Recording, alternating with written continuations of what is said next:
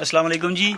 अच्छा, ये ICC 330 H1C2 है। इसकी LLVD के बारे में थोड़ा सा मैंने गाइड करना था। पहले तो ये बता दूं कि ये हमारे जो लोड के फ्यूज़ हैं, ठीक है। अब फ्यूज़ की रेटिंग हमने कैसे पढ़नी होती है ये हम यहाँ से देख सकते हैं।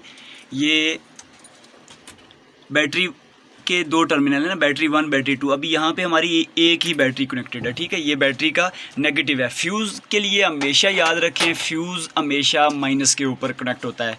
और बिजली के केस में जो हमारी AC होती है, अल्टरनेटिंग करंट होता है, घरों में भी इस्तेमाल होने वाली बिजली होती है, इसको हाथ लगाएं कुछ नहीं होता, लेकिन बिजली को हाथ लगाएं तो वो करंट मारती है ना, तो शॉक लगता है। तो अभी ये है कि जो DC के केस में, डायरेक्ट करंट के केस में ये सीन होता है, जो बैटरियों में स्टोरेज होती है, हमारा ये 48 वोल्ट सिस्टम है, ठीक है। अभी ये इसकी वोल्टेज अगर देखें तो ये 48 से ज़्यादा ही होंगे, क्योंकि बैटरी चार्ज में है। तो ये इसके वोल्टेजेस हैं अभी 51.4, ठीक है। अभी हम वापस इस पे आते हैं। तो ये ब्रेकर होता है, ठीक है।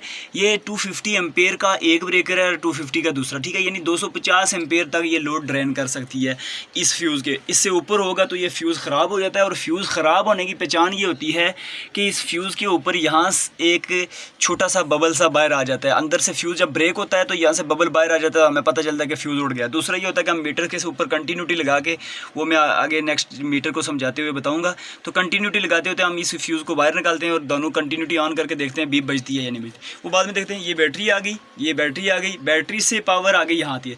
और पॉजिटिव जो होता है ना वो बस बार के ऊपर होता है और कॉमन पॉइंट होता है, ये पॉजिटिव है, ये पूरा प्लस है, ये पूरा माइनस है। यानी बैटरी का माइनस ये आ रहा है, प्लस ये आ रहा है, और ये -48 है, ये +48 है, ठीक है।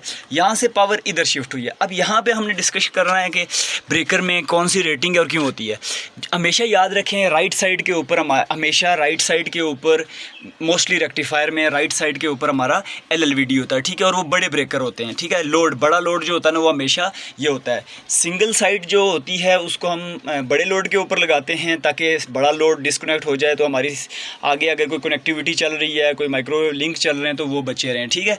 हम इसको बाद में देखते हैं। अच्छा, अब ये है कि हमने देखना है कि हमें पता कैसे चलेगा। तो ये याद रखें कि ये अगर आप नीचे देखें यहाँ पे, तो आप ये देखेंगे कि ये 1 2 3 4 जो ब्रेकर हैं, 1 2 3 4, ये एक कट है और उसके बाद अलग वाले जो है ना ये कॉमन है। तो ये जो 1 2 3 4 5 6 हैं ये एक कैटेगरी में आते हैं और ये बाकी 4 जो है दूसरी में। तो राइट साइड पे मैंने आपको पहले बताया कि LLVD होता है, तो आपको समझ आ जानी चाहिए ये LLVD है। और ये चूँकि 4 का कट इकट्ठा है तो ये 4 LLVD के हैं और ये बाकी 6 BLVD के ब्रेकर हैं। और BLVD के ब्रेकर हमेशा छोटी रेटिंग के होते हैं। C के आगे लिखी होती है कैपेसिटी, ठीक है। 63 16 ये हमने एक्सटर्नल लगाया हुआ है। वैसे यहाँ पे इसको छोटा ही ब्रेकर होना चाहिए। 63 है, 16 है, 16 है, 32 का है, 32, फिर 32, फिर 32। लेकिन जब हम जाके देखेंगे LLVD के तो वो 63 63 80 और 80 एम्पेयर वाले हैं, ठीक है। तो ये बात समझाना मेरा ज़हन था, क्योंकि मैंने पहले भी LLVD के बारे में चीज़ें बताई थी। तो बाकी इस रेक्टिफायर में ये हमारी बिजली के वोल्टेजेस यहाँ पे इन हो रहे हैं, L1 L2 L3, और ये हमारा न्यूट्रल है, ठीक है। और इससे ये रेक्टिफायर चलना शुरू हो जाता है। ये इसका अलार्म कार्ड है, हम स्टेप बाय स्टेप बाद में चलेंगे। और यहाँ पे एक ये बटन होता है जिसको ऑटो और मैनुअल, अगर हम इसको मैनुअल पे करेंगे तो अगर बिजली नहीं भी है तो बैटरी डायरेक्ट कनेक्ट हो जाएगी मैनुअली, ठीक है। और ऑटो पे रखेंगे तो फिर ये होगा कि जब तक बिजली नहीं आती तो बैटरी कनेक्ट नहीं होती, ये ऑटो पे कनेक्ट हुआ करेगी, ठीक है। बाकी ये इसका 330 का फ़ैन है, ये इसका एग्जॉस्ट के लिए फ़ैन है और ये कूलिंग अंदर फेंकता है। और बाकी BBU के बारे में मैंने पहले भी बताया था आपको कि ये UPEU होता है, UMPT होता है। हाँ, वेरी इंपॉर्टेंट, यहाँ पे GL मोड है। GL का मतलब क्या होता है कि GSM + LT मोड। तो GL मोड के अंदर आपने हमेशा के लिए याद रखना है, आपने देखें कि यहाँ पे कोई भी ये यानी 2G के लिए वो GTMU नहीं है जो हमने पहले डिस्कस किया था, 4th स्टेप या 4th जो हमारी चल रही थी उसमें सीरीज़ में। तो ये देखें कि यहाँ पे हमारी जो लेफ़्ट साइड से होगा, लेफ़्ट साइड के ऊपर हमारा 2G होगा और राइट साइड के ऊपर 4G होगा। बाकी ये हमारा ये जैसे भी है तो ये हमारा बल्कि ठीक हो गया। ये हम इसको बाद में इसके ऊपर अलग से एक वीडियो बनाएंगे।